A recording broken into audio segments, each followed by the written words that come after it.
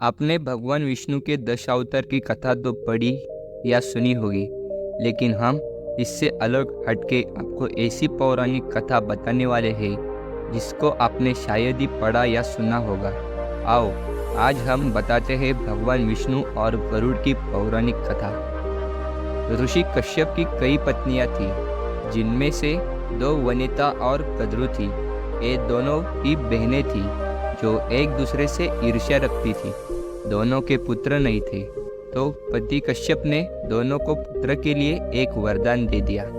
वनिता ने 2 बलशाली पुत्र मांगे, जबकि कद्रु ने हजारों सर्प व पुत्र रूप में मांगे, जो कि अंडे के रूप में जन्म लेने वाले थे। सर्प होने के कारण कद्रु के हजारों बेटे अंडों से उत्पन्न हुए और अपनी माँ के कहने अनुसार काम करने लगे। दोनों बहनों में शर्त लग गई कि जिसके पुत्र बलशाली होंगे, हारने वाले को उसकी दास्ता स्वीकार करनी होगी। इधर सर्प ने तो जन्म ले लिया था, लेकिन वनिता के अंडे से अभी तक कोई पुत्र नहीं निकला था। इसी जल्दबाजी में वनिता ने अंडों को पकने से पहले ही फोड़ दिया।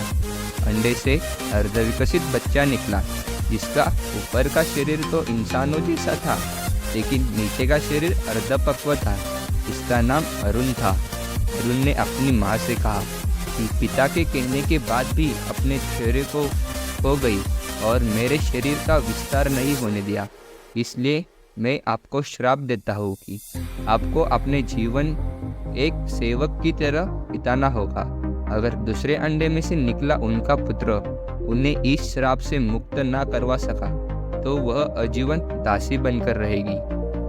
भय से वनिता ने दूसरा अंडा नहीं फोड़ा और पुत्र के शाप देने के कारण शर्त हार गई और अपनी छोटी बहन की दासी बनकर रहने लगी। बहुत लंबे काल के बाद दूसरा अंडा फूटा और उसमें से विशालकाय गरुड़ निकला, जिसका मुख पक्षी की तरह और बाकी शरीर इंसानों की तरह था। हालांकि उनकी पसलियों से जुड़ी उनके विशालकाय पंख भी थे। जब गरुड़ को यह पता चला कि उनकी माता तो उनकी ही बहन की दासी है और क्यों है यह भी पता चला, तो उन्होंने अपनी मौसी और सर्पों से इस दासत्व से मुक्ति के लिए उन्होंने शर्त पूछी। सर्पों ने वनिता की दास्ता की मुक्ति के लिए अमृत मंथन से निकले अमृत मांग की। अमृत लेने के लिए गरुड़ स्वर्गलोक की तरफ तुरंत निकल पड़े।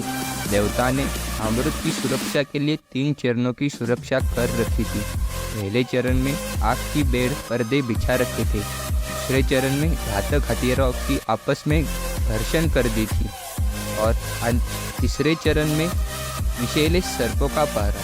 वहाँ तक भी पहुँचने से पहले देवताओं से मुकाबला करना पड़ता था। गरुड़ सबसे भिड़ गए और देवताओं को बिखेर दिया। तब गरुड़ ने कई नदियों का जल मुख में ले लिया। पहले चरण की आग बुझा दी। अगले पथ पर गरुड़ ने अपना रूप इतना छोटा कर लिया कि वे हथियार उनको कुछ भी ना कर पाए और पंजे में सर्पों को पकड़कर अमृत कलश उठा लिया और धरती की तरफ चल पड़े। लेकिन तभी रास्ते में भगवान विष्णु प्रकट हुए और गरुड़ के मुंह से अमृत कलश होने के बाद भी उसे प्रति मन में लालच न होने से खुश होकर गरुड़ को वरदान दिया कि वो आजीवन अमर हो जाएगा। तब गरुड़ ने भी भगवान को एक वरदान मांगने के लिए बोला, तो भगवान ने उन्हें अपनी सवारी बनने का वरदान मांगा। इंद्र ने भी गरुड़ को वरदान दिया कि वो सांपों को भोजन रूप में खा सकेंगे। इस पर गरुड़ ने भी अमृत सकुशल वापसी का वादा किया। अंत में गरुड़ ने सांपों को अमृत सौंप दिया और भूमि पर रख कर कहा कि यह रहा अमृत कलश। मैंने यहाँ से लाने के अपना वादा पूरा किया और अब यह आपको सुपुर्द हुआ, लेकिन इससे पीने से पहले आप सभी स्नान करें तो अच्छा होगा। तब वे सभी सर्प स्नान करने के लिए गए। अचानक से तब तक भगवान इंद्र पहुँचे और अमृत कलश को वापस ले गए, लेकिन कुछ बूंदें भूमि पर गिर गई तो घास पर ठहरी गई। सर्प उन बूंदों पर टूट पड़े, लेकिन उनके हाथ न लगा। इस तरह से गरुड़ की सर्प पूरी हो गई और सर्पों को अमृत भी मिल गया है। तो यह कहानी आपको कैसी लगी कमेंट सेक्शन में जरूर बताएं और हमारे चैनल को सब्सक्राइब करें। धन्यवाद।